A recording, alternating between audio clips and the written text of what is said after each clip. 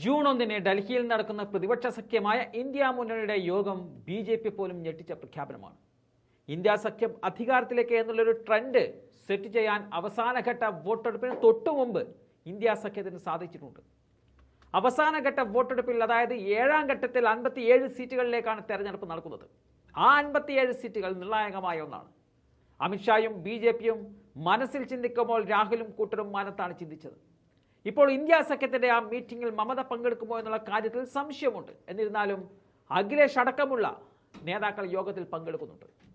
യോഗത്തിൽ ചില സുപ്രധാന തീരുമാനങ്ങളും എടുക്കുമെന്നാണ് അറിയുന്നത്. എന്നാൽ ചില പാർട്ടികൾ ഇന്ത്യ സഖ്യത്തിൽ അടുക്കുന്നു എന്നുള്ള വാർത്തകളും ഇപ്പോൾ പുറത്തേക്ക് വരുന്നുണ്ട്. ഇന്ത്യ സഖ്യത്തിനോട് ചേരാതെ വിട്ടുനിൽക്കുന്ന തെലങ്കാനയിലെ കെ ചന്ദ്രശേഖർ റാവുവിന്റെ BRS ആണിപ്പോൾ ഇന്ത്യ മുന്നണിയിലേക്ക് എത്തിയേക്കുമെന്നുള്ള സൂചനകൾ നൽകുന്നത്. BRS അധ്യക്ഷനായ കെ ചന്ദ്രശേഖർ റാവുവുമായി ചർച്ച നടത്താൻ സമാജ്വാദി പാർട്ടി അധ്യക്ഷൻ അഖിലേഷ് യാദവിന് ചുമതല നൽകിയെന്നതാണ് സൂചന. ചന്ദ്രശേഖർ റാവുവുമായി അടുത്ത ബന്ധം കാത്തുസൂക്ഷിക്കുന്നയാളാണ് അഖിലേഷ് യാദവ്. KCR ഒരു പൂജ നടത്തിയപ്പോൾ അതിൽ പങ്കെടുത്ത ചുരുക്കം ചില നേതാക്കളിൽ ഒരാളാണ് അഖിലേഷ് യാദവ്.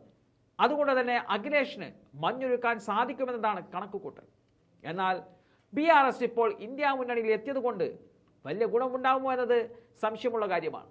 കാരണം തെലങ്കാനയിലെ വോട്ടുകളൊക്കെ പെട്ടിയിലായി കഴിഞ്ഞു. തെലങ്കാനയിൽ BRS കൂടുതൽ സീറ്റുകൾ നേടിയേക്കാനുള്ള സാധ്യതയുമില്ല. കൂടിയാൽ 2ഓ 3ഓ സീറ്റുകൾ മാത്രമാണ് BRSന് ലഭിക്കാൻ സാധ്യതയുള്ളൂ. എന്നിരുന്നാലും സഖ്യത്തിലേക്ക് കൂടുതൽ പാർട്ടികളെ എത്തിക്കാൻ തന്നെയാണ് ഇന്ത്യ മുന്നണി ശ്രമിക്കുന്നത്.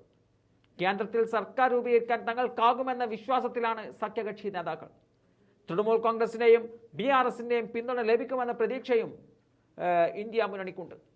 UPയിലെ സഖ്യത്തിന് അവർ പ്രതീക്ഷിച്ചാലും കൂടുതൽ പിന്തുണ വോട്ടർമാരിൽ നിന്നും ലഭിച്ചിട്ടുണ്ടെന്നും കരുതുന്നുണ്ട്. ഇവിടെ 35-ലധികം സീറ്റുകൾ നേടുമെന്നതാണ് അഖിലേഷ് യാദവിന്റെ കണക്കുകൂട്ടൽ. ജൂൺ 2 ഡൽഹി മുഖ്യമന്ത്രി അരവിന്ദ് കെജ്രിവാൾ ജയിലിലേക്ക് പോകുന്നതിന് മുമ്പ് സഖ്യത്തിന്റെ യോഗം ഡൽഹിയിൽ വിളിച്ചതിന് പിന്നിൽ ഇത്തരത്തിലുള്ള ചില അജണ്ടകളുമുണ്ട്. തെരഞ്ഞെടുപ്പിന് ശേഷം സമാന ചിന്താഗതിക്കാരായ പാർട്ടികളെ ഒരുമിച്ച് കൊണ്ടുവരുന്നതിനെക്കുറിച്ചും ചർച്ചകൾ നടന്നുവരികയാണ്.